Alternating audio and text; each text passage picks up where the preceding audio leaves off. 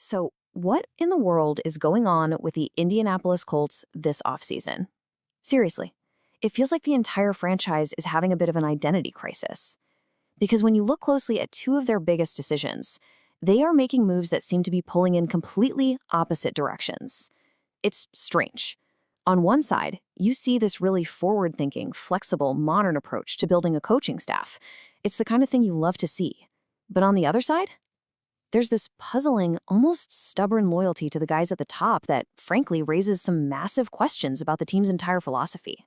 This isn't just about a couple of hires. We're talking about a fundamental conflict in strategy that could really define this franchise for the next several years. So today, let's break down this paradox piece by piece. Right, so here's the puzzle we're going to try and solve together in this explainer. On one hand, the Colts are showing this incredibly modern, flexible, and honestly pretty admirable approach with their coaching staff. They're encouraging guys to grow, even if it means potentially losing some good talent. But on the other hand, they're showing a level of loyalty to their top leadership. We're talking the general manager and the head coach that feels, well, it feels kind of dangerous in the hyper-competitive world of the NFL. It's like the organization has one foot on the gas and one foot slammed on the brake. These two philosophies seem to be on a collision course. So how can a team be so progressive in one area and so stagnant in another? Do these two decisions make any sense when you put them together? That's the big question we're unpacking. So let's start with the first big piece of the puzzle, the move that signals that forward-thinking modern culture. The Philadelphia Eagles, a perennial contender, put in a request to interview the Colts offensive coordinator, Jim Bob Cooter, for their own open OC position. And to the genuine surprise of a lot of people around the league, the Colts actually said yes. Now, this immediately sent a little ripple through the NFL world because that is simply not a move that most teams would make. Think about it. You spend all this time and all these resources developing your coaching talent, and the default position is always to keep that talent in-house, right?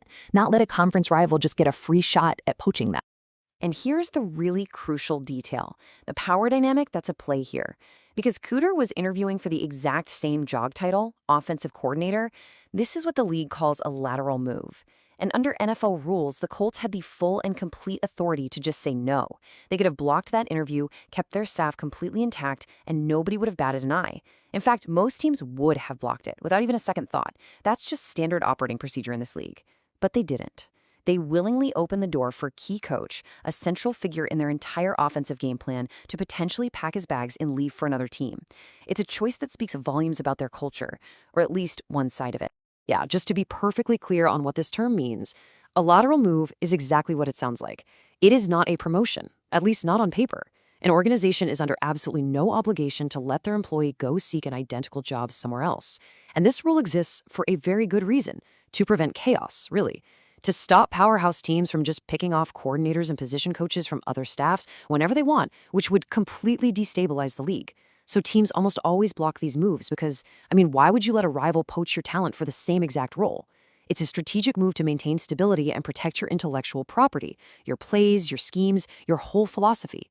The Colts' decision to just ignore the standard practice is what makes this whole situation so incredibly noteworthy. So you have to be asking yourself, why on earth would they do it?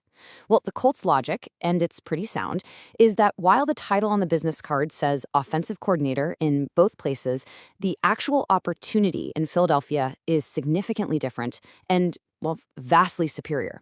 This wasn't about the Colts trying to push Jim Bob Cooter out the door. Far from it. This was about them acknowledging that the Eagles' OC role represented a genuine, massive step up in his career. It shows a deep understanding that not all jobs are created equal, even if they happen to share the same title. And when you really look at the details of that job in Philly, you can see why the Colts felt this was a professional courtesy they pretty much had to extend. And this slide really lays it all out, the massive difference between the two roles. In Philadelphia, the offensive coordinator is the guy. He's the primary offensive play caller. That is the single most important line on the resume for any aspiring head coach. It's a huge career builder. If you get it right, you are immediately on the short list for head coaching jobs all across the league. And you don't have to guess, just look at the track record. The Eagles' last two successful play callers, Shane Steichen, who is now, of course, the Colts' own head coach, and Kellen Moore, they both became head coaches right after. That job is a proven launching pad. So with that in mind, and considering the close pre-existing relationship between Cooter and Steichen, the Colts chose to act with a professional courtesy rather than just enforcing a cold contractual obligation. It's a good look. And look, you don't have to take my word for it. This quote from the very respected NFL insider Albert Breer really nails down the team's thinking. This decision comes straight from the top, from a head coach, Shane Steichen, who gets it. He personally understands what that kind of opportunity means because he literally just lived it. He got his head coaching shot because of his success in that exact same role with the Eagles. The quote signals a really healthy, supportive, and secure culture, one where coaches are actually encouraged to grow and chase their biggest ambitions, even if it means they might leave. So the crucial point to take away from this half of the story is this. The Colts, in this instance, appear flexible, modern, and very coach-friendly. Now, hold that. Because now we have to pivot hard to the other side of the coin. This is where that flexibility, that forward-thinking mindset seems to just completely vanish. And it gets replaced by this ironclad loyalty. When we look at the very top of the organization, at general manager Chris Ballard and head coach Shane Steichen, the philosophy seems to be the polar opposite of everything we just discussed. It becomes a story of unwavering, almost confusing loyalty in the face of some very, very mediocre results. And here it is, the whole paradox in plain sight. Let's just put it side by side. On the one side, you've got this progressive, career-focused, supportive culture for the coaching staff. On the other side, a locked door at the top. The team made the decision to retain its general manager and head coach after a second straight losing season, and it wasn't just any losing season. It was one that ended in a truly disastrous late-season collapse. This is the exact moment where that forward-thinking flexibility we just admired gives way to a rigid, baffling loyalty that is really hard to wrap your head around, especially when you remember just how badly their season ended. And you know, that losing record doesn't even begin to tell the full story. The Colts ended this past season in an absolute freefall. They lost their final seven straight games. This wasn't just a string of bad luck or a couple of tough bounces. This was what people were calling a one-of-a-kind collapse. It was an implosion where the team looked completely lost, totally unprepared, and frankly, demoralized week after week after week.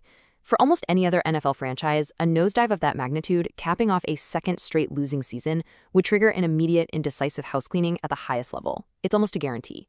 But for the Colts, it was met with a shrug and a vote of confidence. Now, you might be thinking, okay, that's a bad finish, but maybe they just really believe in their guys. But you cannot look at this decision in a vacuum. It becomes even more stark, even more jarring when you zoom out and look at the rest of the conference they play in. The AFC is an absolute pressure cooker. It is a shark tank. It's loaded with elite quarterbacks, Mahomes, Allen, Burrow, Herbert, Jackson, the list goes on, and brilliant coaches.